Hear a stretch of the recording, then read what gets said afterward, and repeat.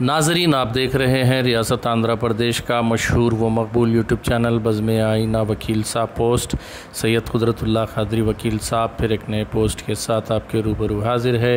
आज की अहम खबर यह है कि आज 27वें वार्ड में प्रकाश नगर वीसी टावर से एक डोर टू डोर कैंपेन का इनेकाद अमल में लाया गया। ये कैंपेन तेलुगुदेशम पार्टी के रुकन असम्बली कैंडिडेट के अलावा रुकन पार्लिमान कैंडिडेट नागराज ने शिरकत की। इस मौके पर उन्होंने घर घर जाकर अवाम को तेलुगुदेशम के हक़ में वोट देने की अपील की। उन्होंने कहा कि YSRCP ने जो भी वादे किए थे उन वादों को पूरा करने में मुकम्मल तौर पर नाकाम हो चुके हैं। लिहाजा एक चांस, अगर एक मौका तेलुगुदेशम पार्टी को फराहम किया जाता है तो तेलुगुदेशम पार्टी करनूल की रौनक बदल के रख देगी। ये कहना था TG भरत का। और MP कैंडिडेट नागराज ने भी कहा कि वो ज़िले करनूल की तकदीर बदलने में अहम रोल अदा करेंगे। उन्होंने कहा तेलुगुदेशम पार्टी एक अदीम पार्टी है जो सियासी तौर पर हर फर्द को फ़ायदा पहुंचाना चाहती है। आप देखिए ख़ुसूसी रिपोर्ट सैयद कुदरतुल्लाह क़ादरी वकील साहब को दीजिए इजाज़त।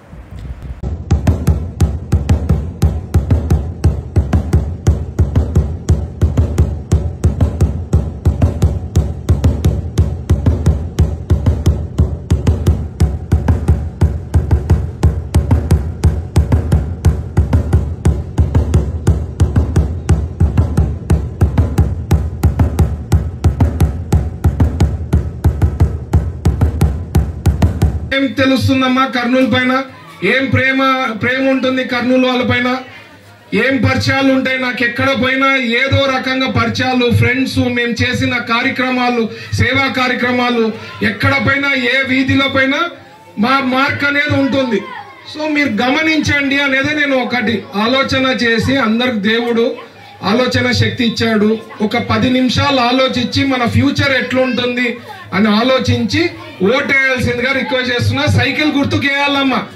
అమ్మ మెషిన్లు 2 మెషిన్లు ఉంటాయి లోపల పోయినప్పుడు, రెండిటికి సైకిల్ కొట్టాల. అప్పుడు MP క్యాండిడేట్ ఇక్కడ ఉన్నారు, సార్ కూడా మాట్లాడతారు, సారు సందేశం ఇస్తారు.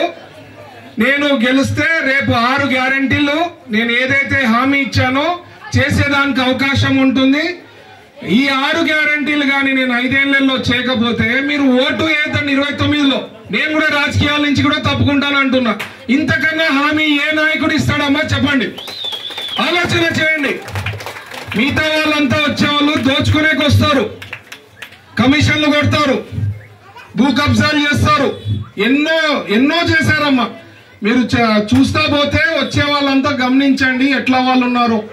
మేము ఎప్పుడు సేవ చేసే వాళ్ళని గుర్తించండి. మేము కులాలు మతాలు కాదమ్మా చూడాల్సింది రాజకీయాల్లో, అవన్నీ పర్సనల్. మీరు చూడాల్సింది మనిషిని చూసి ఓటేసి గెలిపియండి.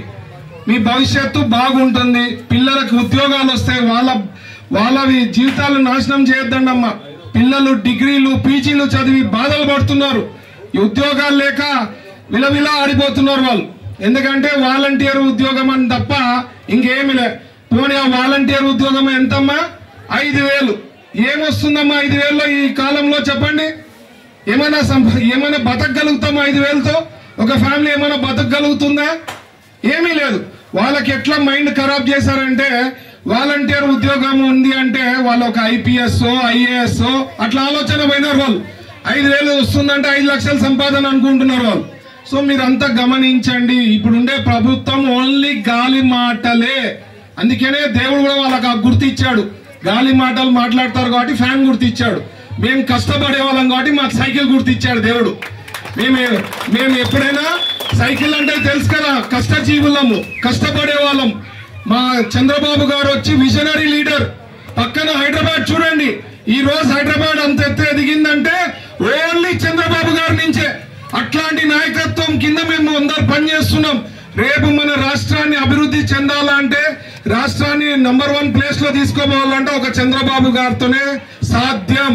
సో మీరందరూ కూడా గమనించండి. ఎందుకంటే బాధుడే బాధుడు. 5 ఏళ్లలో ఖర్చులు పెరిగిపోయినాయి, ఆదాయం పెరగలే. ఎక్కడ చూడు ప్రాబ్లమ్సే. ఎక్కడైనా వినండి దోమల సమస్యలు. ఎప్పుడైనా విన్నారా? ఎండాకాలంలో దోమల సమస్యలు విన్నారా ఎప్పుడైనా? ఎప్పుడూ లే. సో ఈ ఘోరమైన ప్రభుత్వం కాబట్టి ఇవన్నీ వాళ్ళు డిస్ఇన్ఫెక్షన్ చేయరు, ఏమి చేయరు, ఖర్చు పెట్టారు, ఏమి చేయరు. ఓన్లీ అన్ని లాగైతే ప్రాపర్టీ ట్యాక్సులు పెంచేశారు, పవర్ ఛార్జెస్ పెంచేశారు, లేకపోతే చెత్త పైన పన్నేస్తారు. అన్ని పెరిగిపోయినాయి, నిత్యావసర సరుకులు పెరిగిపోయింది. మేము ఆయిల్ మన 5 ఏళ్ల కిందట ఆయిల్ ఎంత ఉండమ్మా 80-90, ఇప్పుడు ఆయిల్ ఎంత డబల్.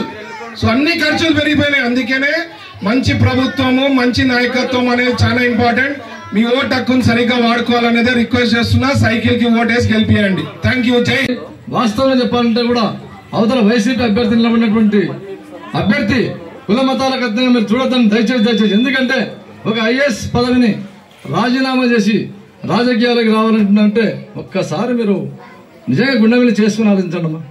ఎందుకంటే చాలా ఎవరు ఐఏఎస్ ఆఫీసర్ పదవిని ఎవరు కోల్పోరు, కానీ దీంట్లో ఏదో ఉంది అని వచ్చేటువంటి కుటుంబాలు ఎన్నో ఉండేటువంటివి. సరే, వాళ్ళ గురించి మనం మాట్లాడాల్సిన ఆవశ్యకత ఎంత మాత్రం లేదు. ఎన్నో ఏళ్ళ నుంచి సుదీర్ఘంగా టీజీవీ ఫ్యామిలీ కర్నూలుకి ఎన్ని సేవలు చేస్తుందో తమరందరికీ తెలిసిన విషయమే. ఎందుకంటే ఏ చిన్న కష్టం వచ్చినా పెద్ద కష్టం వచ్చినా వాస్తవంగా ఆదుకుంటుంటే కర్నూలులో ఒక టీజీ ఫ్యామిలీ తప్ప ఎవరెవరు లేరు నాయన. వాస్తవం ఇది. ఎందుకంటే మీకు అందరికి తెలుసు, కానీ ఎందుకు పొరపాటు చేస్తున్నారో అర్థం కాదు. వాస్తవంగా తలుచుకుని నిద్ర పడదు నాకైతే అసలు. ఎందుకంటే ఎంతకంటే గొప్ప సేవ చేసే వాళ్ళు లేరు ఈ కర్నూలు పట్టణానికి. వాళ్ళు ఉన్నంత వరకే ఈ కర్నూలు టౌన్. ఇది వాస్తవం అది. ఎందుకంటే దయచేసి సోదరులారా, మిత్రులారా, అక్కలారా, చెల్లెలారా, మీరందరూ ఈ క్షణం మాత్రం ఈ టర్మ్ టీజీవీ భరత్ గారిని అఖండ మెజారిటీతో గెలిపించాలని చెప్పేసి కోరుకుంటున్నాను మనస్ఫూర్తిగా. అందులో భాగంగా కర్నూలు పార్లమెంట్ కూడా నన్ను కూడా ఆశీర్వదించండి. సేవా మార్గాన్ని ఎంచుకొని మేమిద్దరం జోడిద్దుల్లాగా ఖచ్చితంగా మీ సమస్యల పరిష్కారానికి నిరంతరం శ్రమిస్తామని చెప్పేసి తెలియజేసుకుంటూ వినియోగించుకుంటున్నాను. నా పేరు పంచలింగాల నాగరాజు.